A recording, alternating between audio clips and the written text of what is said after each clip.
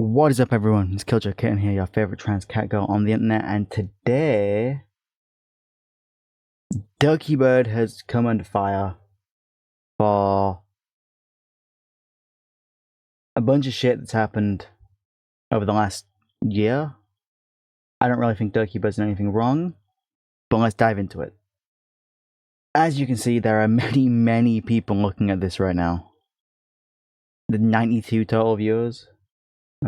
More have read it all day.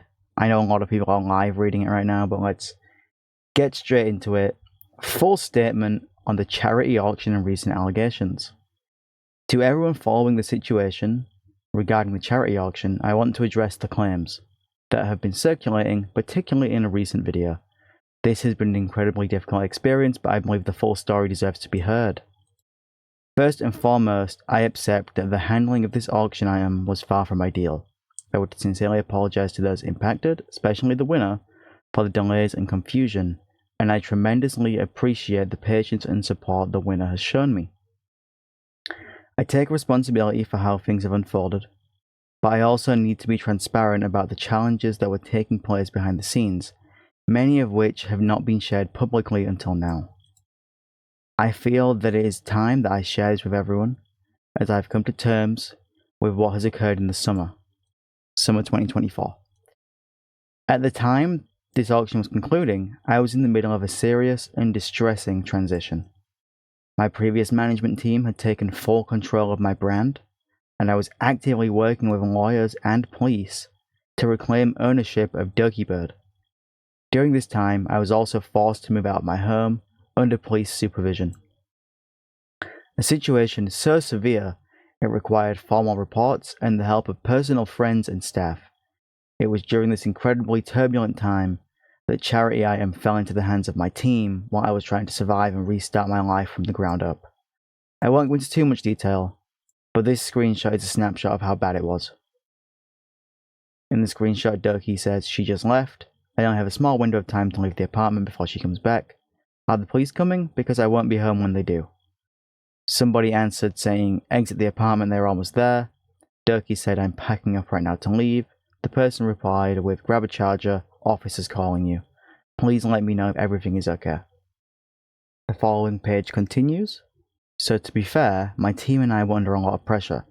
We still came out of this and had to immediately start to pick up the pieces of the business. And during this time, there was no attempt from the other side to follow up or reach out after the initial silence. My staff wasn't sure how to proceed, and I truthfully was overwhelmed and unable to manage the situation while trying to re-establish basic stability in my personal and professional life. This screenshot here says, hey Doki, there's a metric ton of work that's still unfinished and unaddressed, and as much as I'd like to give the room to let you settle in the move, still needs to get done. We can't keep pushing things back, it's already unprofessional that things have been delayed this long. The charity auction still has multiple items need addressing, the most important being the custom PC, which has still made no progress. And I've received another inquiry as to where the plan for it is. Bottom line is, there needs to be a new builder arranged, or at least a budget 6.6k USD allocated to either build the thing or reimburse the bidder in full. Doki says, Doki continues in the document, eventually I stepped back in personally to handle the PC build when it became clear it was dragging on too long. I contacted the bidder myself and was informed of a prior medical emergency. Still, no follow-up ever came from them afterward, despite months passing, and I had to initiate contact again. As for the auction process itself, the starting bid was always intended to reflect the cost of the item. This was standard across all auction pieces, and many artists we worked with can confirm this. I was confused when the PC build kept increasing in quoted price, from 6k to 8k to 12, then 14, with no consistent rationale. I even offered to pay more than the original bid due to delays, but the shifting figures and eventual threat of daily penalties for missing an arbitrary deadline left me overwhelmed, and unsure if I could continue the partnership. The builder provided irrational hours in the time log, asking for obscene amounts and services we never agreed on. Eventually, I was told I'd owe a 4k cancellation fee. Yeah, I had not agreed to any finalized scope or cost. There was no contract signed between me, Dokibird, and them directly. here is one of the quotes they sent us. Now the quote here, as you can see in my snipping tool, is 14,000 USD for a PC build. That's ridiculous. In what world is that realistic?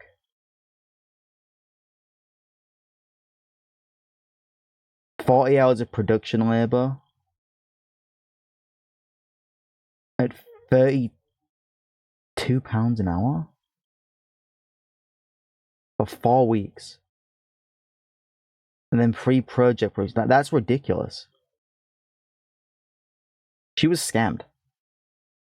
The next page of the document reads, and the timesheet they claim to have accumulated already for 120 hours, which my staff and I found untruthful, especially when I was not shown any proof of labor.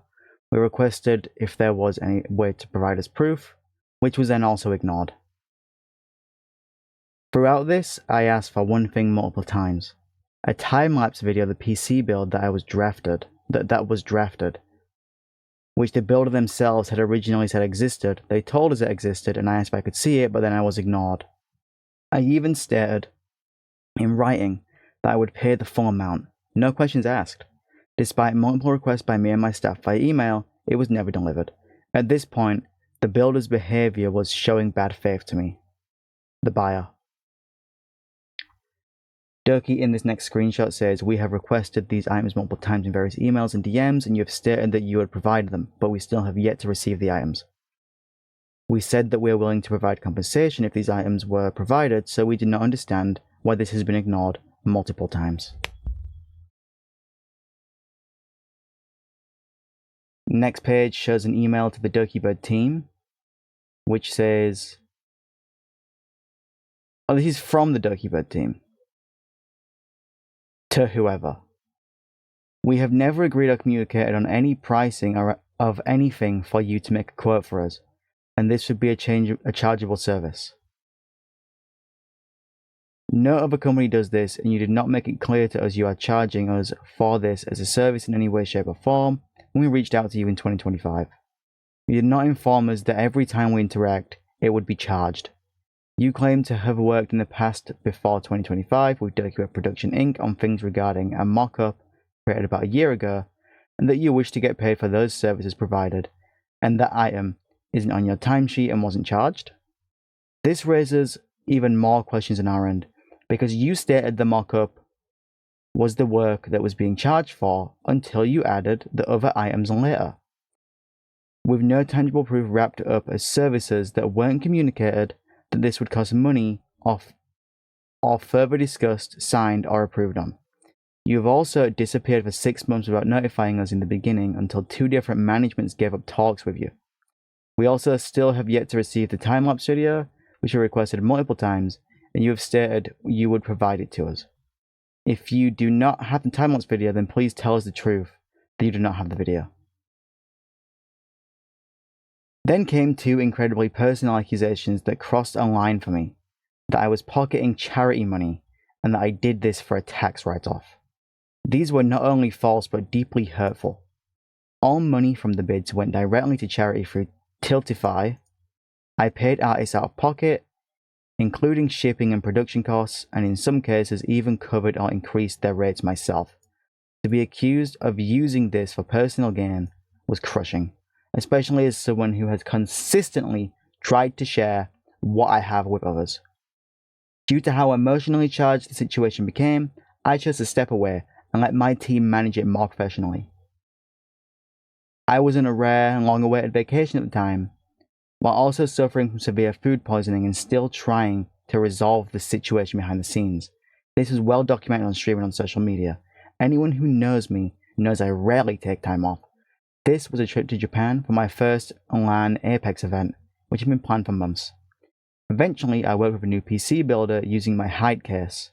I upgraded all the parts at my own expense and tried to spend nearly 10k to deliver what was promised. Unfortunately, Amazon cancelled my parts order shortly before the winner's travel date, meaning we could no longer deliver the PC in time. At this point, the winner and I mutually agreed that I would send them 7.5k to build their own non-themed PC. We considered the matter resolved. Here's a screenshot of the parts. And Durkee says here, 2 days later, the video was posted after the payment had already been made and the issue had been settled. The video description and pinned comment were edited after the fact to say I had paid the auction winner, but it falsely implied I only did so because of public pressure. That's simply not true. Here's the screenshot of Durkee sending the 7.5k to the person. Durkee says here, I didn't screenshot anything from our conversations in the Discord group because I had hoped to resolve this privately without dragging it into the public eye. But in hindsight, that was naive. I've always tried to avoid public conflict, but now I'm being forced to defend myself from a one-sided narrative. The pain cuts deeper when I see people claiming I didn't want to pay because it was the most expensive item. That's not true. I've paid for other auction items valued even higher, and this was never about avoiding payment. It was about trying to navigate an increasingly confusing, emotionally fraught and mismanaged situation in the middle of one of the hardest years of my life. For context, I've always tried to treat artists I work with fairly. Sometimes I pay late because I'm overwhelmed or unwell, and as my community knows, I've faced numerous health and personal challenges lately. But I always pay. I've covered late fees, offered bonuses, and donated to artists in need. To now be accused of being manipulative or exploitative after everything I've given, financially and emotionally, is devastating. Durkee concludes on the final page of the document with, I'm not perfect, I get emotional. I talk from the heart, not always from a business-only place, and yes, I should have kept some personal matters out of these conversations. That's on me, but I'm only one person, trying to keep everything afloat. To be called a manipulator or gaslighter when all I've done is try to fix things, learn and grow is deeply unfair. This entire experience has broken my heart. This statement was not something I ever wanted to write, but after being repeatedly asked to say something, and after having personal pain used for public drama, I felt exploited, and I felt I had no choice. I hope this is the only time I'll have to speak on this. Moving forward, I will no longer be handling direct negotiations for my brand. I've learned that my emotional communication style makes me vulnerable to being misunderstood or misrepresented, and I don't want that to affect others. I hope people will take a moment to hear the full context, not just the most viral part of the story. Thank you to those who've shown patience, understanding and support. Apologies for my break this week because I'm tired. All I want to do is spend time with my closest and only family right now, as my dog had just got home after surgery and rehabilitation. I'm still learning, I'm still healing, and I'm still trying to do better every day. Now we've heard Doki's piece, a lot of other people had things to say about it. This is Mujin. Mujin has made a really good video on the Cinder case that happened in the end of April. I'll link Mujin's channel in the comments.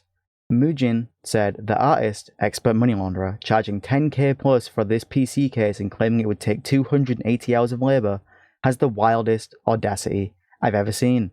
Yeah, video coming soon by this weekend. I'll watch this video and react to it on stream. Mujin makes really good videos. Ran here says, Doki has a track record from long before VTubing was a thing of supporting artists. I don't know how anyone can think they can paint a different narrative when she was so well known in the adopt community for years, specifically for being a good client. Just admit you're upset and jealous about her success, and I'm looking for any crack in her armor to get to her.